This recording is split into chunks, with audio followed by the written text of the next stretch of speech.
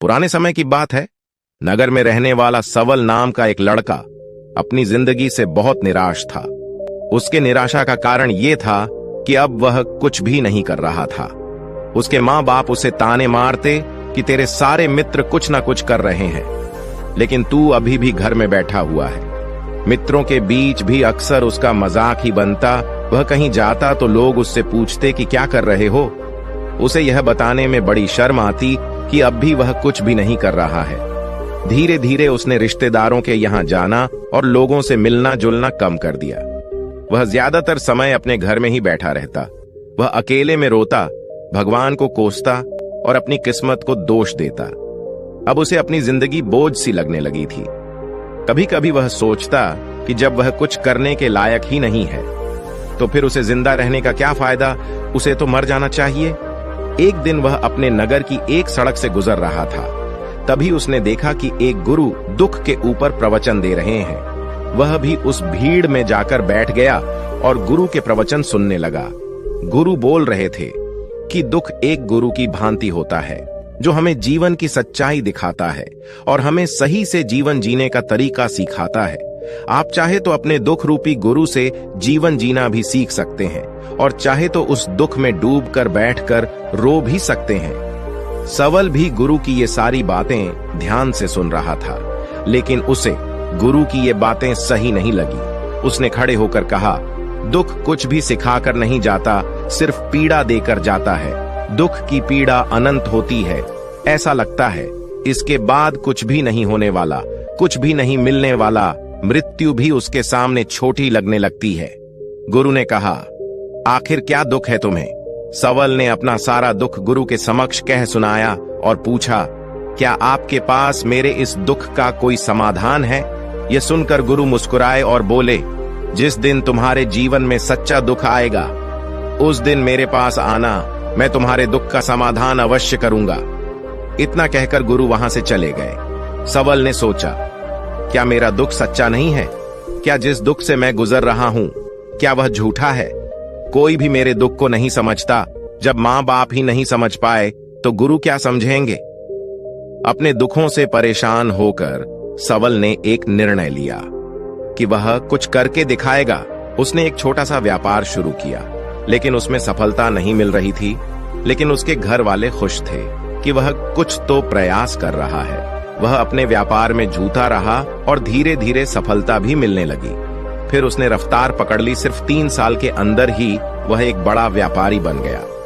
अब सवल के चारों तरफ ऐसे बहुत से लोग थे जो उसकी चिंता करते थे, उसे पसंद करते थे, उसके काम की प्रशंसा करते थे। अब उसके घर वाले भी उसके प्रशंसा करते थकते नहीं थे। दिन प्रतिदिन उसके मित्रों की संख्या बढ़ती जा रही थी। अब वह अपनी जिंदगी से बहुत खुश था।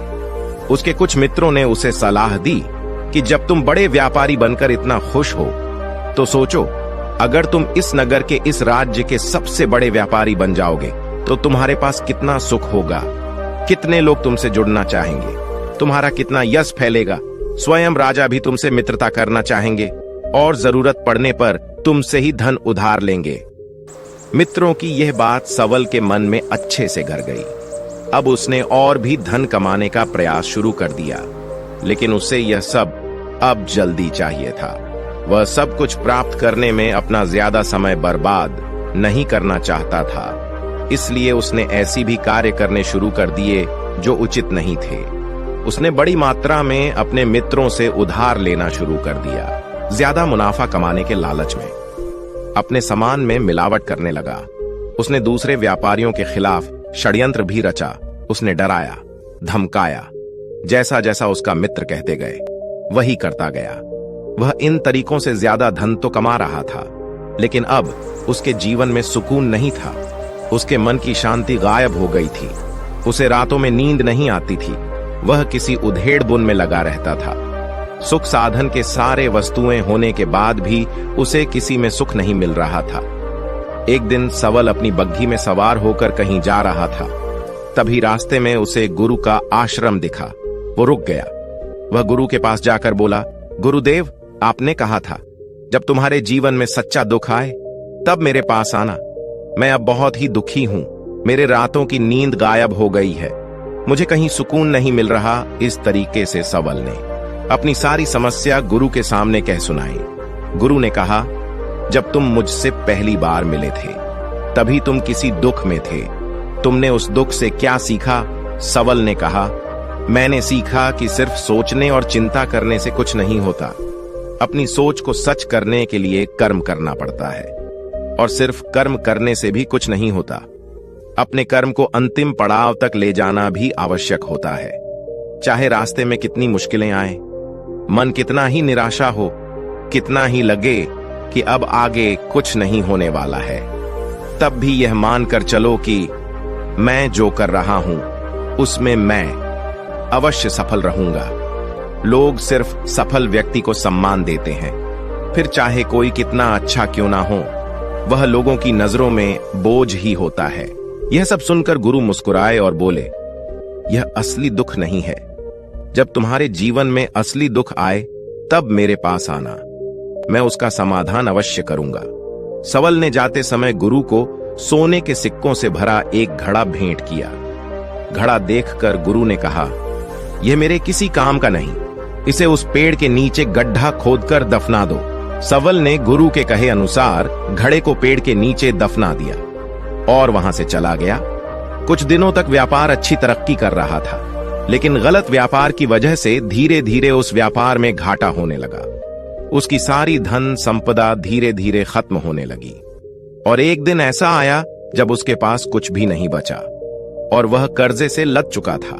लेकिन वह निश्चित था, क्योंकि उसने सारा कर्ज अपने मित्रों से ही लिया था।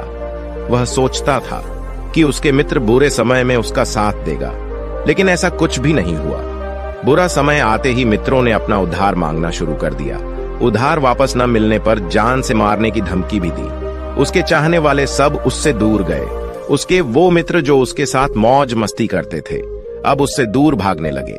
उसके परिवार वाले उसके गलतियां और कमियां गिनाने लगे। उसके सारे संपत्ति में नीलाम हो गए। उसके पास कुछ भी नहीं बचा। उसने अपने पिता से सहायता मांगी तो पिता ने कहा, मेरे पास ये थोड़ी सी संपत्ति है, अगर मैं ये भी तुम्हें दे दूंगा तो मैं तुम्हारी मां को कहां रखूंगा? ये संपत्ति हमारा आखिरी सहारा है। सवल के भीतर बहुत गहरा दुख था। उसके आसपास कोई नहीं था जो उसके दुख को समझ सके, उसे संभाल सके। लोगों से मिले इस धोखे और विश्वासघात की वजह से वह अंदर तक टूट गया। उसे लगने लगा कि अब जीने का क्या मतलब, अब तो मृत्यु ही एकमात्र सहारा है। वह आत्महत्या करने के लिए पहाड़ी की तरफ जा रहा था। तभी उसे याद आया कि गुरु ने कहा था, जब तुम्हारे जीवन में असली दुख आए तब मेरे पास आना। सवल गुरु के पास गया और अपना सारा दुखरा उन्हें सुनाया। आंखों में आंसू भरकर बोला, मेरे इस दुख का समाधान कीजिए गुरुदेव। गुरु ने कहा, जब तुम्हारे जीवन में असली दुख आए तब मेरे पास आना, मैं उनका समाधान अवश्य करूंगा। सवल ने कहा, क्या अभी जो मेरे जीवन में घट रहा है, क्या वह दुख नहीं है? आखिर असली दुख होता क्या है? गुरु ने कहा, सबसे पहले तुम मुझे यह बताओ, इस दुख से क्या सीख मिला? सवल ने कहा, मैंने सीखा कि जो लोग हमारे सफलता, हमारी तरक्की की वजह से हमारे जीवन में आए हैं, वह हमें धोखा अवश्य देंगे, क्योंकि बुरे समय में हमारे साथ खड़े नहीं होंगे। वह केवल अच्छे समय में हमारा फायदा उठाएंगे और बुरे समय में छोड़कर चले जाएंगे। भरोसा केवल उन्हीं लोगों पर करना चाहिए जो हमारे बुरे समय में, असफलता के समय में हमारे साथ खड़े रहते हैं। लेकिन ऐसे लोग बहुत ही कम होते हैं, पर जिसके पास होते हैं उनकी कद्र करनी चाहिए, उनका अपमान नहीं करना चाहिए। मैंने ये भी सीखा कि कभी किसी के खिलाफ षड्यंत्र नहीं रचना चाहिए।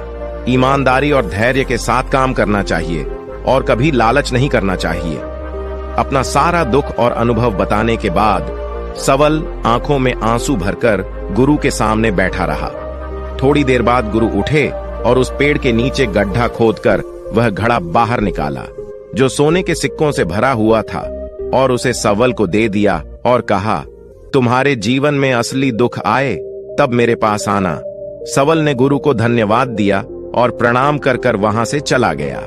उसने उस धन से एक छोटा व्यापार शुरू किया। अब वो एक छोटा व्यापारी बनकर खुश था। अपनी पूरी लगन और ईमानदारी से व्यापार किया। देखते ही देखते वह फिर अपने नगर का एक बड़ा व्यापारी बन गया। उसका जीवन खुशी और सुविधाओं से भर गया। लेकिन कोई कितना भी अच्छा हो, कितना भी अच्छा काम करे, दान करें, पुण्य करें, लोगों की मदद करें, लेकिन जीवन में दुख तो आता ही है। तो सवल के जीवन में भी दुख आया। उसके माता पिता की मृत्यु के रूप में वो दोनों एक ही दिन मृत्यु को प्राप्त हो गए। सवल अपने माता पिता से बहुत प्रेम करता था, इसलिए उसे उनकी मृत्यु से बहुत ही गहरा आघात पहुंचा। वो दोनों के पार्थिव शरीर को श्मशान घाट ले गया। वहां उनकी अंतिम क्रिया की गई। वहां उसने अपने माता पिता के शरीर को जलते हुए देखा तो उसका मन बेचैन हो गया। उसके अंदर बहुत से प्रश्न उठने लगे। वह घर वापस आया तो अपने माता पिता के घर और संपत्ति को देखा, जिसके लिए उसके माता पिता हमेशा लड़ते रहते थे। आज वो लावारिस पड़ी है। आज उसकी देख रेख करने के लिए उसके लिए लड़ने वाले इस दुनिया से चले गए। उसके पिता ने जो भी कमाया था, जो भी बनाया था, सब कुछ यहीं रह गया था। एक दिन पहले किसी से भी अपनी संपत्ति के लिए लड़ जाने वाले उसके पिता आज इस दुनिया से अलविदा हो गए थे। उसका मन इसी तरह के अनेक विचारों के भौर में फंसा हुआ था। उसे अंदर से अकेलापन और डर महसूस हो रहा था। उसे कुछ खालीपन सा महसूस हो रहा था। उसे लग रहा था कुछ तो है जिसे वह समझ नहीं पा रहा। इसलिए वह गुरु के पास गया। उसे देखते ही गुरु ने कहा, क्या जीवन में कोई दुख है? तो सवल ने कहा, वैसे तो जीवन में कोई दुख नहीं है गुरुदेव, सब सुख हैं, सब अच्छा चल रहा है। लेकिन आज मेरे माता पिता की मृत्यु हो गई। इस घटना ने मेरे मन को बेचैन कर दिया है। गुरु ने कहा, इसमें दुखी होने वाली कौन सी बात है? एक दिन तो सभी के प्रयोजनों को मरना ही है। हमेशा जीवित न तो कोई रहा है, न कोई रहेगा। एक दिन तो तुम्हें मरना ही है। हो सकता है कल ही मर जाओ या आज भी मर सकते हो। सवल ने कहा, ये आप क्या कह रहे हैं गुरुदेव? मैं भी मर जाऊंगा, पर मैं तो अभी जवान हूं। गुरु ने कहा, इसी भ्रम में तो सभी जी रहे हैं कि मृत्यु दूसरों को आती है, बुढ़ापा दूसरों को आती है, लेकिन बूढ़े के सामने ही जवान मर जाते हैं, बच्चे मर जाते हैं। मृत्यु का किसी उम्र से कोई संबंध नहीं, ये तो सबको अपना ग्रास बना लेती है। गुरु की ये बातें सवल के मन में घर घर गई। वह चुपचाप वहां से चला गया, लेकिन उसका मन अब भी बेचैन था, अब भी अशांत था। वह कुछ खालीपन सा महसूस कर रहा था। वह पूरे दिन अपने बारे में सोचता कि वह इस दुनिया में क्यों आया है। क्या सिर्फ चीजों को उपयोग करना और मरना ही जीवन का लक्ष्य है? ऐसे बहुत से प्रश्न उसके मन में लगातार उठ रहे थे, लेकिन उसका उत्तर नहीं मिल पा रहा था। उसका दुख दिन प्रतिदिन बढ़ता ही जा रहा था। कुछ दिनों बाद वह फिर गुरु के पास पहुंचा और बोला, गुरुदेव, मैं बहुत दुखी हूं। मैं ये नहीं जान पा रहा हूं कि मैं कौन हूं, इस दुनिया में क्यों आया हूं। यह सुनकर गुरु मुस्कुराए और बोले, आज पहली बार तुम्हारे जीवन में सच्चा दुख पैदा हुआ है। वास्तव में यही वो दुख है जो दुख कहलाने के लायक है कि हमें पता नहीं कि हम कौन हैं, क्यों आए हैं, क्या करना है, कैसे करना है। सवल ने कहा, गुरुदेव, मेरे इस दुख का समाधान कीजिए। गुरु ने कहा, हम सभी इंसान जीवन भर क्या इकट्ठा करते हैं? सवल ने कहा, हम सभी इंसान जीवन भर धन संपत्ति, मान सम्मान, परिवार, मित्र, शत्रु, पद, प्रतिष्ठा, यही सब इकट्ठा करते हैं।